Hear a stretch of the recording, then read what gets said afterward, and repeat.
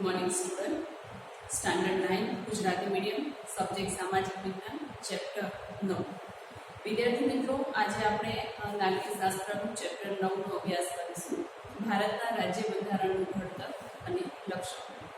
આપણે સૌ જાણીએ છીએ કે બહુ લાંબી ગુલામી પછી આપણો દેશ જ્યારે આઝાદ થયો ત્યારે દેશનું અર્થતંત્ર છે, દેશનું જે આખું વહીવટનું જે માળખું છે એ સાવ છિન્ન ભિન્ન હતું.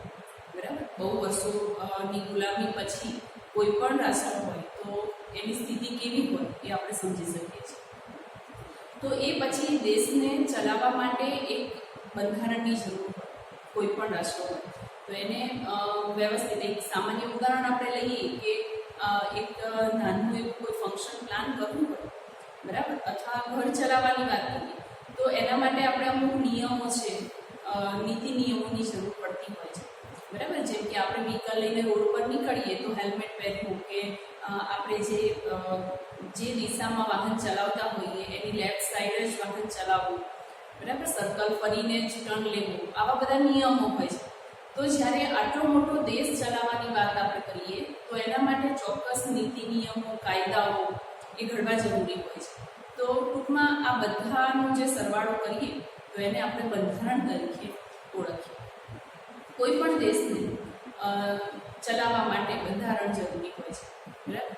તો બંધારણ એ એક લેખિત દસ્તાવેજ છે કે જેની અંદર દેશના નિયમો, દેશને કઈ રીતે ચલાવવો એના નિયમો બહુ સરળતાથી એની અંદર લખેલા હોય છે.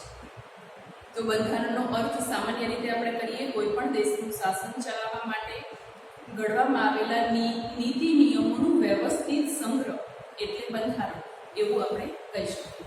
બરાબર, એક માર્ક્સમાં તમને આ પ્રશ્નમાં ક્યાંક પૂછાઈ શકે ટૂંકમાં ઉત્તરની અંદર કે બંધારણ એટલે શું. બંધારણનો અર્થ થાય કોઈ પણ દેશનું શાસન ચલાવવા માટે એને જે નીતિ નિયમો ઘડવામાં આવ્યા હોય એનું એક વ્યવસ્થિત સંગ્રહ કરવો, એને આપણે બંધારણ તરીકે ઓળખીએ છીએ. બંધારણનું મહત્વ શું હોય છે?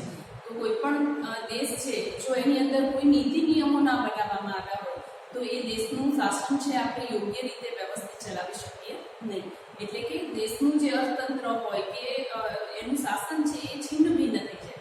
એટલા માટે એક તો એનું મહત્વ છે કે બંધારણ હોવું જરૂરી છે. પછી દેશમાં જે નીતિ નિયમો ઘડવામાં આવે છે એ પણ બંધારણને અનુલક્ષીને જ ઘડવામાં આવે છે.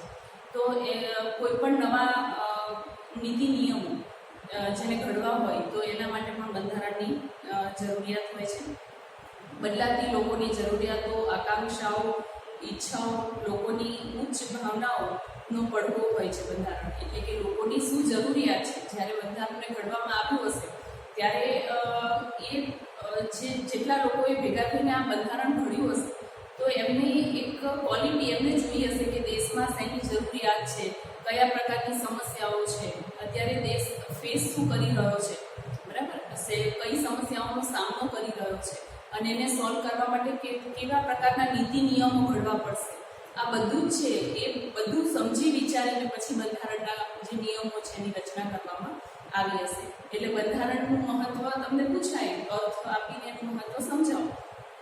તો બંધારણ એ લોકોના નીતિ નિયમો, અપેક્ષાઓ, ઈચ્છાઓ, આકાંક્ષાઓ એ બધાને ધ્યાનમાં રાખીને બંધારણની રચના કરવામાં આવે છે. બંધારણની ઘડતરની પ્રક્રિયા આપણે જોઈએ કે એવા કયા લોકો હશે જે એટલું બધું નોલેજ ધરાવતા હશે. બરાબર, આપણને બંધારણ શબ્દ આવે એટલે આપણને ડૉક્ટર ભીમરાવ આંબેડકર યાદ આવે, ડૉક્ટર રાજેન્દ્ર પ્રસાદ યાદ આવે. બરાબર, આ સિવાયના બીજા એવા ઘણા બધા નામ છે કે જેને બંધારણ ઘડવામાં પોતાનો મહત્વનો ફાળો આપેલો છે. તો બંધારણ ઘડવાની જે આખી પ્રક્રિયા છે એના વિશે આજે આપણે સમજ મેળવીશું, એના વિશે અભ્યાસ કરીશું. બંધારણ એ જીવંત દસ્તાવેજ છે એવું કહી શકાય. બરાબર, એ જીવંત દસ્તાવેજ શા માટે કહે છે કે એના જે નીતિ નિયમો છે એ અત્યારે ભલે વર્ષો થઈ ગયા, બંધારણને ઘડતર પ્રક્રિયા થઈ બહુ વર્ષો થઈ ગયા છતાં પણ આજના દિવસમાં પણ આપણે એ લોકોની જે જરૂરિયાતો છે એને પૂરી કરે છે. એને સુવ્યવસ્થિત ચલાવવા માટે એ બંધારણ આજની તારીખમાં પણ આપણને ઉપયોગી છે. એટલા માટે આપણે એને જીવંત દસ્તાવેજ તરીકે ઓળખીએ છીએ. હવે બંધારણ ઘડતરની પ્રક્રિયા જોઈએ. 25 માર્ચ 1946માં 3 કેબિનેટ સભ્યોને એ કામ ભારતની આઝાદી માટેનું. આ સાલ તમે યાદ રાખો. 25 માર્ચ 1946ના દિવસે 3 કેબિનેટ સભ્યોને ભારતની આઝાદી માટેનું કામ સોંપવામાં આવ્યું અને એનો ઉકેલ શોધવાનું કાર્ય સોંપવામાં આવ્યું. એટલે એના અંગે માળખું ઘડવું, એટલે કઈ રીતનું હવે જો દેશને આઝાદી આપવી જ છે, લગભગ 1946માં એવું નક્કી થઈ ગયું કે ભારતને આઝાદી આપવી જ પડશે, અંગ્રેજોએ અહીંયાથી હટવું જ પડશે અને ભારત એક સ્વતંત્ર રાષ્ટ્ર તરીકે ઊભું રહેશે. પણ એના માટે આટલા વર્ષોની ગુલામી પછી જ્યારે ભારતને એક સ્વતંત્ર રાષ્ટ્ર તરીકે ઊભું રહેવાની જ્યારે પરિસ્થિતિ આવી, તો હવે એ દેશ કોણ ચલાવશે, કેવી રીતે ચલાવશે, કેવા નીતિ નિયમોની અંડરમાં એ કામ કરશે, આ બધું કરવા માટે 25 માર્ચ 1946માં 3 કેબિનેટ સભ્યોને આની કામગીરી સોંપવામાં આવી.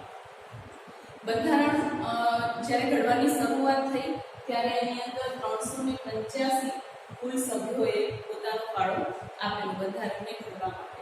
અને બંધારણ સભાના અધ્યક્ષ તરીકે ડૉક્ટર રાજેન્દ્ર પ્રસાદને નીમવામાં આવ્યા અને ખરડા સમિતિ, એ જે આખો ખરડો એટલે કે ન્યાય, ખરડો એટલે ન્યાય, બરાબર, ખરડો પસાર કરવો આવો શબ્દ આપણે ઘણી વખત સાંભળતા હોઈએ છીએ. તો ખરડા સમિતિના જે અધ્યક્ષ છે એ ભીમરાવ આંબેડકરને બનાવવામાં આવ્યા.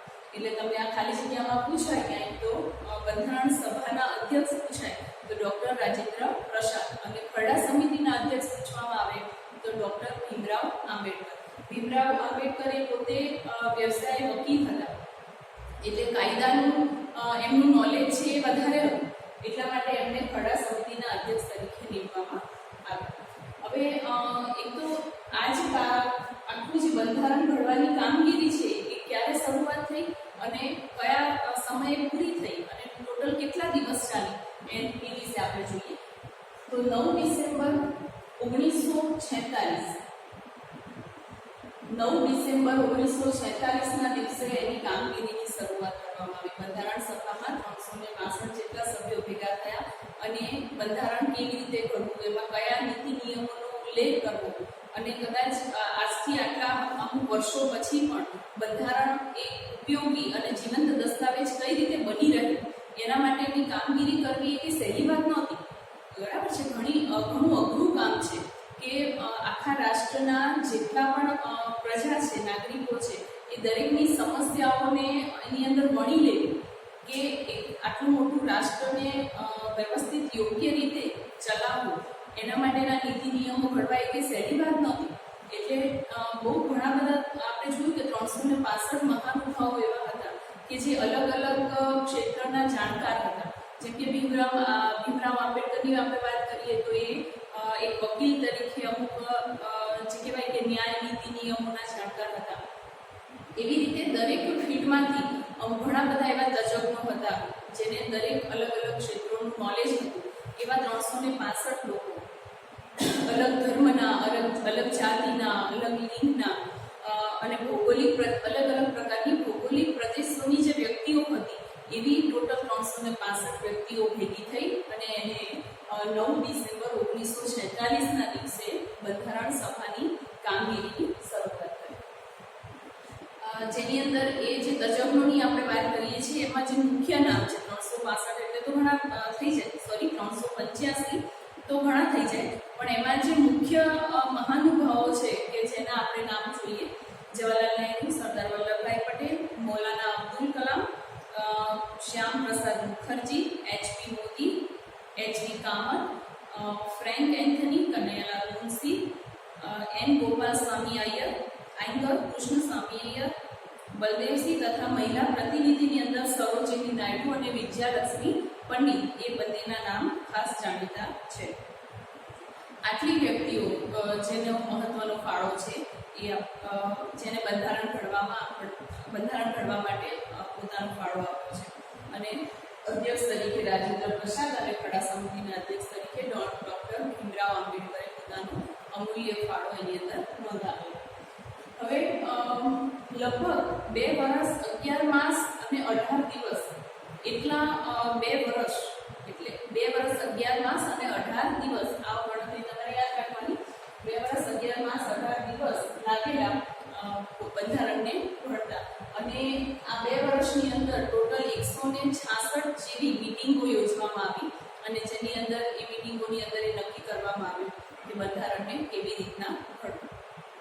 એ સમયે ભારત જે ગુલામીમાંથી પસાર થઈને પછી એક સ્વતંત્ર રાષ્ટ્ર તરીકે જ્યારે ઉભર્યું ત્યારે અમેરિકા અને અમુક રશિયા સામ્યવાદી રાષ્ટ્ર હતું. આપણે અગાઉ જોઈ ગયા, બરાબર, પ્રથમ વિશ્વયુદ્ધ ને દ્વિતીય વિશ્વયુદ્ધ પછી એ સામ્યવાદી રાષ્ટ્ર તરીકે અસ્તિત્વ એનું આવેલું. પણ એવું કહેવાય છે ને કે આપણું જે બંધારણ છે એ આખા વિશ્વની અંદર સૌથી મોટું લેખિત દસ્તાવેજવાળું બંધારણ છે.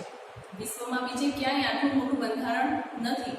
તો એ આપણે દરેક રાષ્ટ્રો પાસેથી, વિશ્વના દરેક રાષ્ટ્રોમાં બંધારણમાં જે કંઈ પણ સારું હતું એ બધામાંથી જ આપણે જે સારું લેવા જેવું છે કે જેનાથી આપણા દેશનો વિકાસ થાય, એક સ્ટ્રોંગ શક્તિશાળી રાષ્ટ્ર બનાવી શકાય, એટલા માટે દરેક રાષ્ટ્ર પાસેથી જે પોતાના બંધારણમાં સારું હતું એ આપણે લીધું છે. કે જેમ અમેરિકા પાસેથી આપણે એની લોકશાહી નીચે સિસ્ટમ છે એ લીધેલી છે.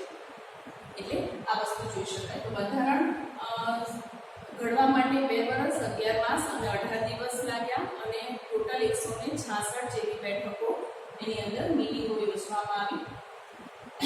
બંધારણમાં પહેલા જ્યારે એને ઘડવામાં આવ્યું ત્યારે 395 આર્ટિકલ્સ હતા અને 8 પરિશિષ્ટ હતા. અને એમાં પછી સમય જતાં સુધારા કરવામાં આવ્યા અને 395ની જગ્યાએ 461 આર્ટિકલ્સ બનાવવામાં આવ્યા અને 8 પરિશિષ્ટની જગ્યાએ 12 પરિશિષ્ટ મૂકવામાં આવ્યા. એટલે કે એની અંદર સુધારા વધારા પણ કરી શકાય છે. આપણે 26 જાન્યુઆરી, આપણને સૌને ખબર છે કે 26 જાન્યુઆરી 1950ના દિવસે આપણા દેશને પ્રજાસત્તાક રાષ્ટ્ર તરીકે ઘોષિત કરવામાં આવ્યા અને આપણે એને એક આપણો રાષ્ટ્રીય તહેવાર તરીકે ઉજવીએ પણ છે. એટલે કે એ દિવસને આપણે પ્રજાસત્તાકનો મતલબ થાય પ્રજા માટે, પ્રજાથી અને પ્રજા વડે ચાલતું રાષ્ટ્ર, બરાબર ને? એટલે એને લોકશાહી રાષ્ટ્ર પણ આપણે કહી શકાય, પ્રજાની સત્તા એવું કહી શકાય. એટલે એને 26 જાન્યુઆરી 1950 એ ભારતનો પ્રજાસત્તાક દિવસ તરીકે આપણે ઘોષિત કર્યો અને 26 નવેમ્બર 1949માં આ બંધારણ ઘડવાનું જે કાર્ય છે એ પૂરું થયું. તો અહીંયા આપણે જોઈ શકીએ છીએ કે 9 ડિસેમ્બર 1946ના દિવસે એની કામગીરી શરૂ થઈ અને 26 જાન્યુઆરી 1950, 26 નવેમ્બર 1949માં બંધારણ સભાની જે આખી કામગીરી હતી બંધારણ ઘડવાની એ પૂરી થઈ અને 26 જાન્યુઆરીએ આપણે 1950ના દિવસે બંધારણને અમલમાં મૂક્યું અને એને ભારતને પ્રજાસત્તાક રાષ્ટ્ર તરીકે ઘોષિત કર્યું. બંધારણ સભામાં રાષ્ટ્ર ચિહ્ન તરીકે આપણને ખબર છે અશોકનો જે શિલાલેખ છે, બરાબર, એમાં 4 સિંહોની આકૃતિ છે. તો એ 4 સિંહોની આકૃતિને આપણે બંધારણ સભાની અંદર રાષ્ટ્ર ચિહ્ન તરીકે એને લેવામાં આવ્યું અને રાષ્ટ્રસૂત્ર આપણું સત્યમેવ જયતે. આ તમને ખાલી જગ્યામાં પણ પૂછાઈ શકાય કે બંધારણ સભામાં રાષ્ટ્ર ચિહ્ન તરીકે ખાલી જગ્યા અને રાષ્ટ્રસૂત્ર તરીકે ખાલી જગ્યા લેવામાં આવ્યું. તો રાષ્ટ્ર ચિહ્ન તરીકે 4 સિંહોની આકૃતિ જે વાળો સ્તંભ છે એમાંથી 4 સિંહની આકૃતિ લેવામાં આવી છે. આપણને ચલણી નોટો ઉપર, સિક્કાઓ ઉપર આપણે જોઈ શકીએ છીએ અથવા જે ગવર્મેન્ટ દસ્તાવેજો છે એની ઉપર પણ આપણે આ 4 સિંહની આકૃતિનું સિમ્બોલ જોઈ શકીએ છીએ. અને આપણું જે રાષ્ટ્રસૂત્ર છે એ સત્યમેવ જયતે તરીકે એને લેવામાં આવ્યું, પસંદ કરવામાં આવ્યું. આપણા બંધારણની અંદર શું છે? આપણને એક પ્રશ્ન થાય કે બંધારણની અંદર શું એવું હોય કે જે આખા દેશને ચલાવે, બરાબર? તો એની અંદર બંધારણની અંદર નાગરિકોના હક વિશે નોલેજ આપવામાં આવ્યું હોય, ફરજો, રાજનીતિના માર્ગદર્શન સિદ્ધાંતો, સરકારના અંગો, કાર્યો, વહીવટની સૂચના, ન્યાયતંત્રની વ્યવસ્થા, બરાબર? આ બધાનું સમન્વય એટલે બંધારણ. કે આખા દેશનું કોઈ પણ ક્ષેત્ર એવું ના રહી જાય કે જેનો સમાવેશ અંદર કરવામાં ના આવ્યો હોય. નાગરિકોના હક શું છે, ફરજો શું છે, બરાબર? એ તો આપણે 8મા ધોરણમાં ગયા વર્ષે ભણી ગયા કે હકો અને ફરજો, બરાબર? હક અને ફરજો સિક્કાની 2 બાજુ છે. જેમ આપણો હક હોય તો ફરજ પણ એટલી આપણી રાષ્ટ્ર માટેની આપણી ફરજો પણ હોય. તો એ બધી જ બાબતોનો સમાવેશ, હકો, ફરજો, રાજનીતિ, માર્ગદર્શન સિદ્ધાંતો, સરકારના અંગો કયા છે, એ શું કાર્ય કરશે, બરાબર? એમના જે કાર્યો છે એમની વહીવટ કઈ રીતે કરવો એની પણ સૂચના બંધારણની અંદર આપવામાં આવી છે. અને ન્યાયતંત્ર એટલે કે જે આપણી કોર્ટ છે, બરાબર, જે ન્યાય આપવાનું કાર્ય કરે છે, તો એ ન્યાયતંત્રની વ્યવસ્થા પણ કેવી હશે અને કયા પ્રકારની, જેમ કે નાની કોર્ટ છે, પછી હાઈકોર્ટ છે, પછી સુપ્રીમ કોર્ટ છે, તો એનું આખું તંત્ર કેવું હશે એની પણ આખી જે વ્યવસ્થિત આખું માર્ગદર્શન છે એ બંધારણની અંદર આપવામાં આવ્યું છે. અને ભારતનું બંધારણ એ સૌથી મોટું લેખિત દસ્તાવેજ છે એવું આપણે કહી શકીએ. હવે જોઈએ આમુખ. આમુખ એટલે શું? આમુખનો મતલબ થાય પ્રસ્તાવ. કોઈ પણ તમે કોઈ પણ એક પુસ્તક જુઓ તો એ પુસ્તકને જ્યારે તમે શરૂઆતનું પહેલું જ પાનું ખોલો ને તો એ પાનાની અંદર પ્રસ્તાવના લખેલી હશે, બરાબર. તો પ્રસ્તાવનાનો મતલબ થાય કે એ આખી જે બુક છે એની અંદર શું છે. તમે જો વાંચનના શોખીન હો તો તમને ખબર પડે કે તમે કોઈ બુક સ્ટોરમાં કે લાઇબ્રેરીમાં જ્યારે જુઓ તો કોઈ વ્યક્તિ જ્યારે એ બુકને વાંચવા માટે પસંદ કરી રહ્યું હોય તો સૌથી પહેલાં એની પ્રસ્તાવના વાંચશે ત્યાં ઉભા ઉભા. એટલે એ પ્રસ્તાવના ઉપરથી ખબર પડે કે આખી બુક જે છે એ કયા બેઝ પર છે, બરાબર, એમાં શું કહેવા માંગે છે. એટલે કે આખી જે બુક છે એનો સાર હોય તો એ પ્રસ્તાવનામાં હોય. આમુખનો મતલબ પણ થાય પ્રસ્તાવના. આમુખ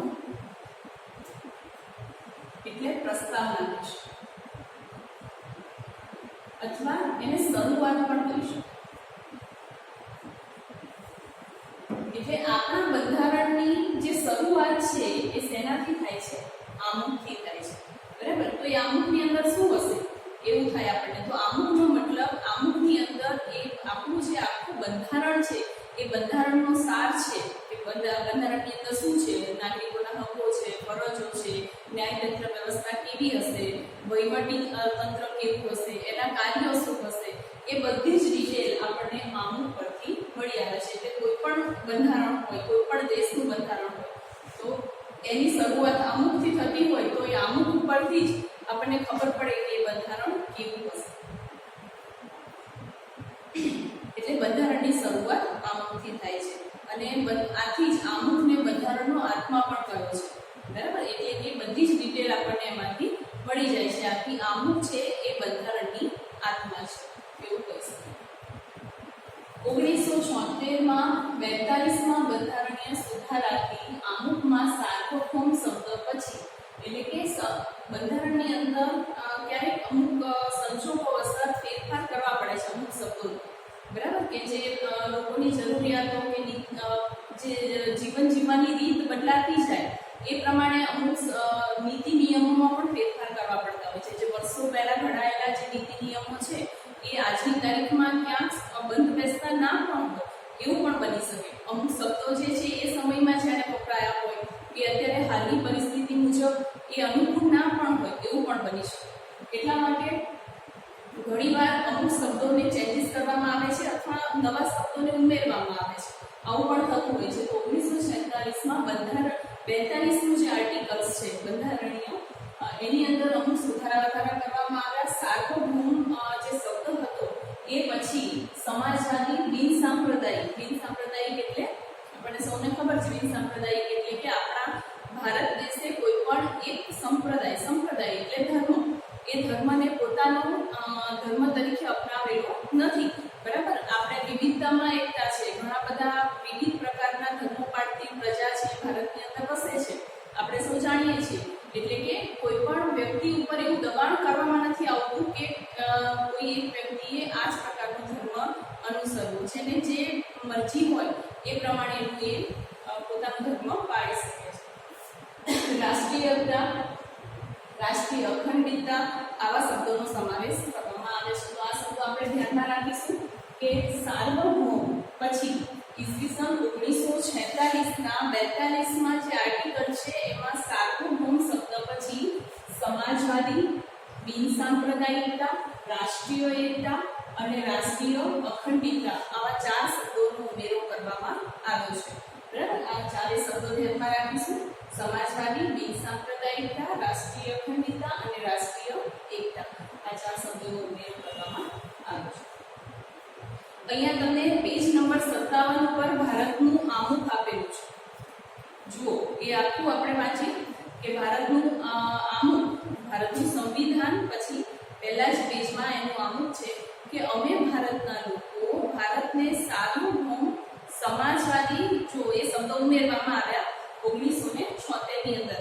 જે સાર્વભૌમ છે એ શબ્દ પછીના 4 શબ્દો છે, બરાબર. કયા કયા? સમાજવાદી, વેદ સાંપ્રદાયિકતા, લોકશાહી, પ્રજાસત્તાક તરીકે સંસ્થાપિત કરવા તથા તેના સર્વ નાગરિકોને સામાજિક, આર્થિક અને રાજકીય વિચાર અભિવ્યક્તિ, માન્યતા, ધર્મ અને ઉપાસનાની દરજ્જાની અને તકની પ્રાપ્ત થાય તેમ કરવાનું અને તેઓ સર્વમાં વ્યક્તિનું ગૌરવ અને રાષ્ટ્રની એકતા, અખંડતા સુદૃઢ કરે એવી વિકાસ કરવાનો.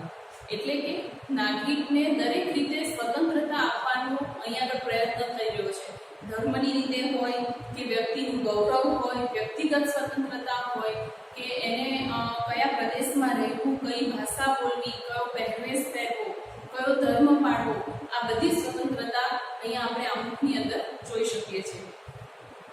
વિકાસવાનો ગંભીરતાપૂર્વક સંકલ્પ કરીને અમારી સંવિધાન સભામાં 26 નવેમ્બર 1949માં માગસર સુદ 7 વિક્રમ સંવત 2006 ના રોજ આ સંવિધાન અપનાવી તેને અધિનિયમ કરી અને પોતાની જાતને અર્પિત કરીએ છીએ.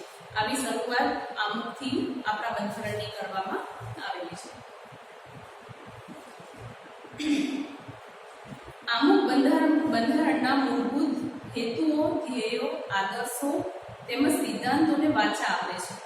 આમુખ બંધારણના એટલે કે મૂળભૂત હેતુઓ. આમુખ શું છે કે બંધારણના જે પણ નીતિ નિયમો ઘડવામાં આવ્યા છે એને વાચા આપવાનો પ્રયત્ન કરે છે. ટૂંકમાં એનો સાર છે એવું આપણે કહી શકીએ. આમુખ બંધારણના ઉદ્દેશો થકી ભારતમાં કલ્યાણ રાજ સ્થાપવાની ઉચ્ચ ભાવનાઓ અને આદર્શોને સિદ્ધ કરવા ઈચ્છે છે. કલ્યાણ રાજ એટલે કે સારું રાજ્ય બનાવવા માટે એને સપોર્ટ કરે છે. આમુખ દ્વારા બંધારણના ઘડવૈયાઓના માનસનો પરિચય થાય છે. એ વખત જે 385 મહાનુભાવો ભેગા થઈને આ બંધારણની રચના કરેલી અને આમુખના એક પેજની અંદર એ આખા બંધારણનો સાર મૂકેલો, તો આપણને એના પરથી એ વખતના એ જે 385 મહાનુભાવો છે એમની માનસિકતા કેવી હશે એનો આપણને આની અંદર ખ્યાલ આવે છે.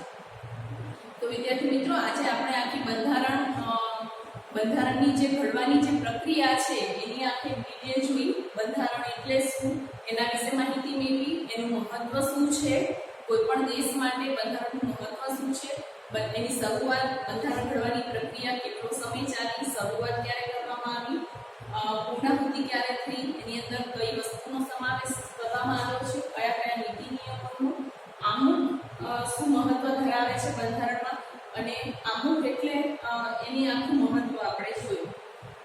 હવે નેક્સ્ટ લેક્ચરની અંદર આમુખનું મહત્વ ડિટેલની અંદર એનો અભ્યાસ કરીશું અને આમુખના જે આધાર સ્તંભો છે, એટલે આમુખ એ કયા સ્તંભ પર રચવામાં આવ્યું છે, એના મુખ્ય સ્તંભો કયા છે એના વિશેની ડિટેલ આપણે આગળના લેક્ચરમાં લઈશું.